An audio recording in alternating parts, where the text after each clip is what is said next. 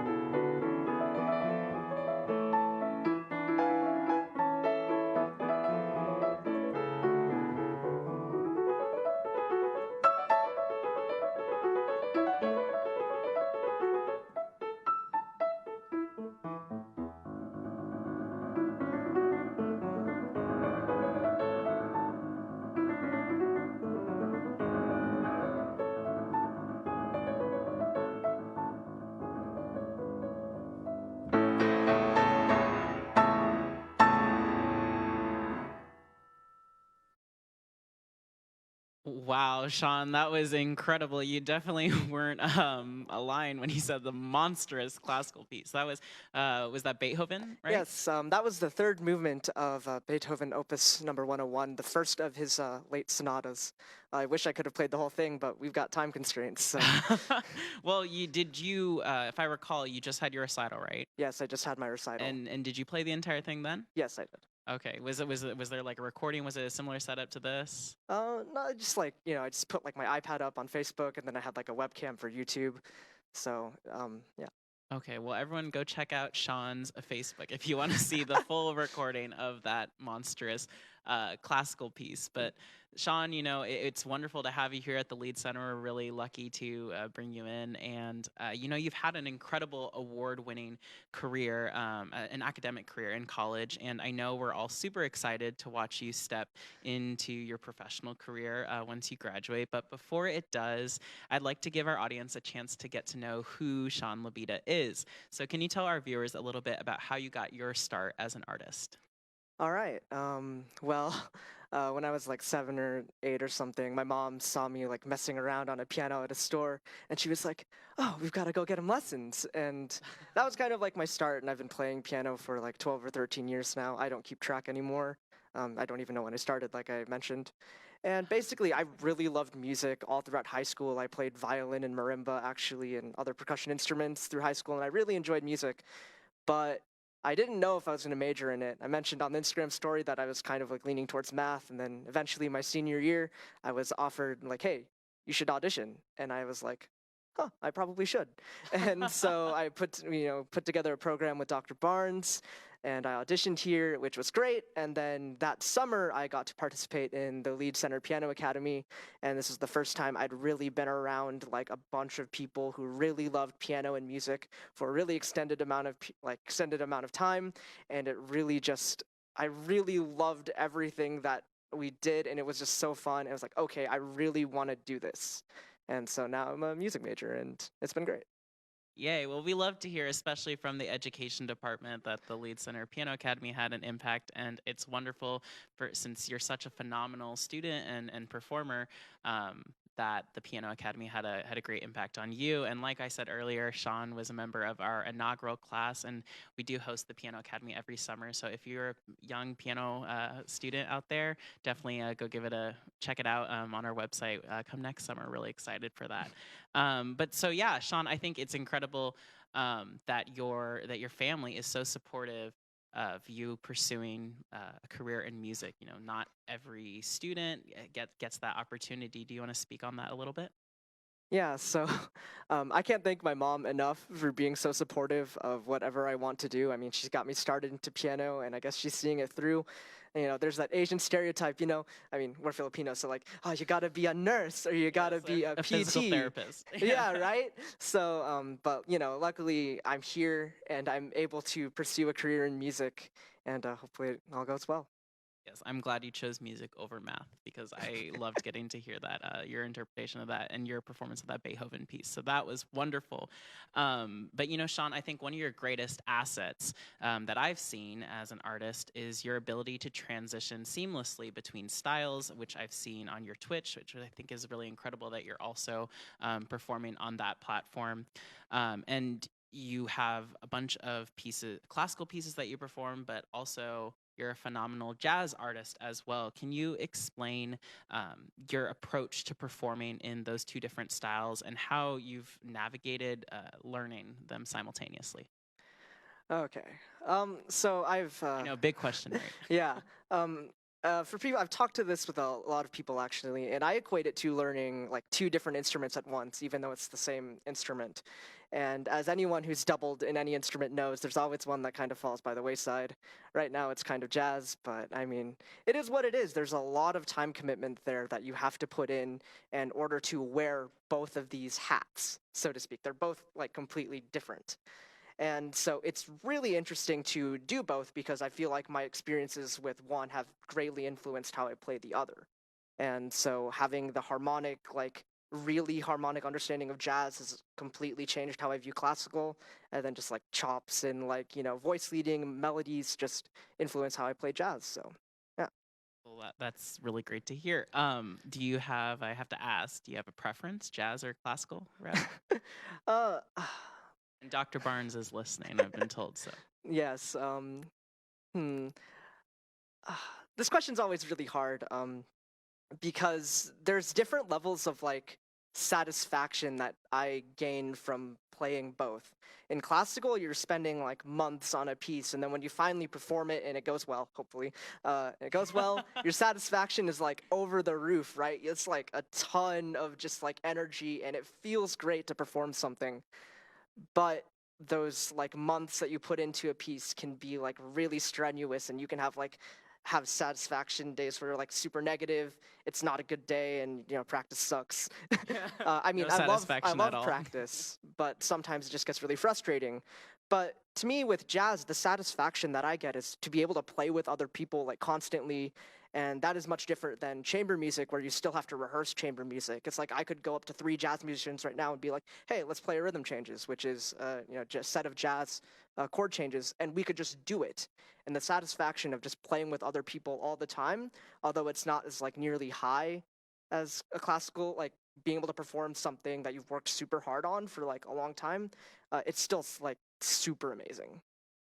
Yeah, I think it's really poignant how you described that the idea of satisfaction and how that really influences how you approach both styles and what you get what payoff you get from both styles. And I think that's completely correct. I know that whenever I've approached a challenging piece, right, when after all the hard work, it's that performance, it's where you get to the end where you have a huge payoff. But like you said, the journey is where you learn so much, and how your academic approach to jazz has improved your classical performance and whatnot. So I think that journey is super important. Like we said, like you said, practice is not always the greatest thing, but it is very influential in developing one's career. So, well, now that we've heard a little bit about your approach to jazz, do you think we can hear you play a bit? Yeah, sure.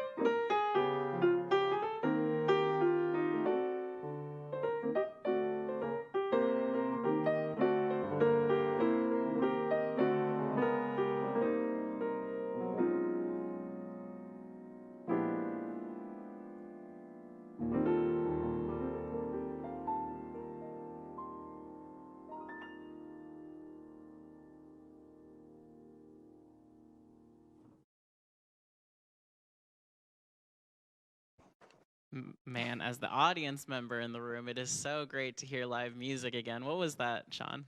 That was a tune called "There'll Never Be Another You," I believe by Harry Warren. Could be wrong, but featured on the movie Iceland, which is what I always remember. Yeah, I one of the things I was picking up on is, and I'm sure our viewers couldn't really hear it because you guys are at home and Sean doesn't have a mic on him, but you had a little hum going on. You're like humming the tune, and I was thinking back when you were talking about with jazz as a jazz artist, there's so much collaboration, and so as a solo artist, it's almost like you were collaborating in your head and we were getting that output. So I loved getting that perspective as the audience member in the room. So I had to let you guys in on that. Is there a particular reason? Is that just something that you do as an artist? Yeah, so this is just like recommended to me sometime. You see a bunch of artists doing it, and Chick Corea, I believe, has like this list of things that you should do as an artist, and one of them is only play what you hear. And so if I'm hearing it in my head and I sing it and I put it on the piano, I'm only really thinking about what I'm hearing in my head. And I think that gets me out of the drag of let's just try to play as many notes as possible. Like actually give yourself a moment to breathe because you should be emulating a vocal line when you're improvising almost. I love that. And especially I think that kind of silences all the judgmental voices in your head, right? If you can only play what you hear, then you can't play all those voices that we hear as performers, that self-doubt and everything. Right. So I love that. I'm definitely going to use that as a performer myself. But already, Sean, so you're in your junior year of college. You've got fantastic chops, as we've all seen here today, and you're starting to accumulate some pretty great performance opportunities. What do you see for yourself in the next couple years as far as your career post graduation? I'm definitely taking a year off. I think, especially now with everything that's going on right now, academia is hard. Um, and it's hard to be a good student while you're actively playing piano and really trying to get good. So I want to take a year off to really, view life in a different lens outside of the world of academia. And then, depending on that year, hopefully I'll go to grad school. It is looking likely, hopefully, as long as I get like a GTA or something.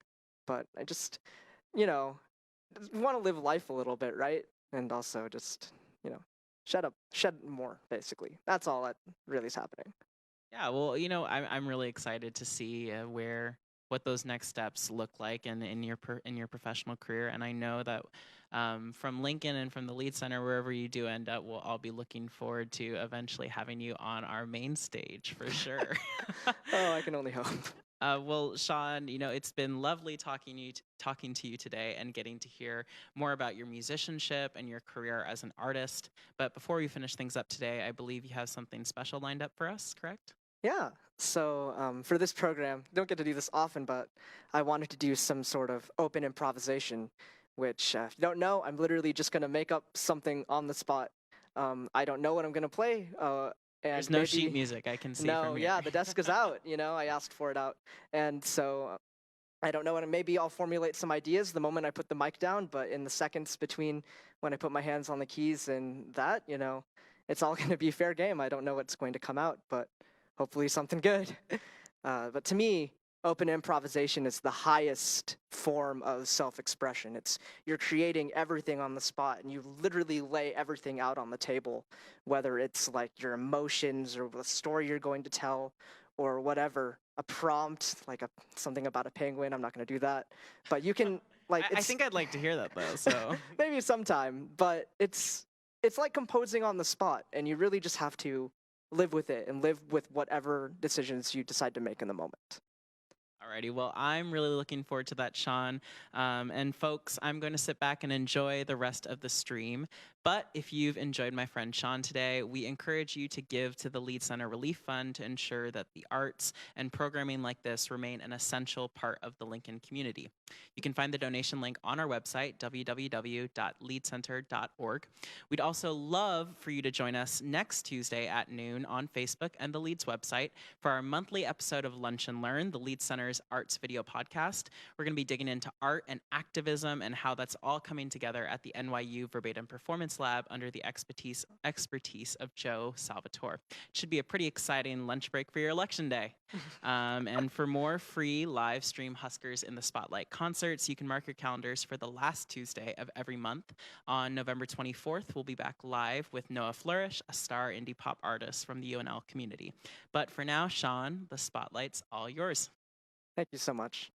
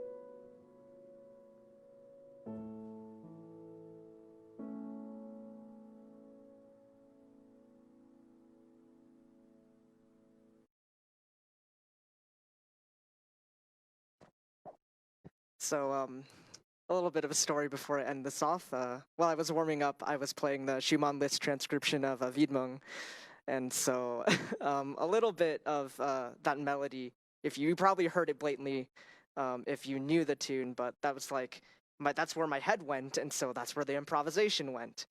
And using that theme as a base, that's kind of how I spiraled all of that into existence, sort of. And so you'll never hear anything like that again, hopefully. But I just want to say thank you all so much for tuning in. If you're here live, thank you so much. I hope my friends are here. And please remember to donate to the Lead Center Relief Fund, because keeping arts alive is like the only way we're going to live as humanity. Like, let's be real, the arts are what really gives us beauty. And so please think about donating. It would be greatly appreciated. But I appreciate your time. Thank you so much for taking the time out of your day to listen to me make some music. And I hope you all enjoy the rest of your day.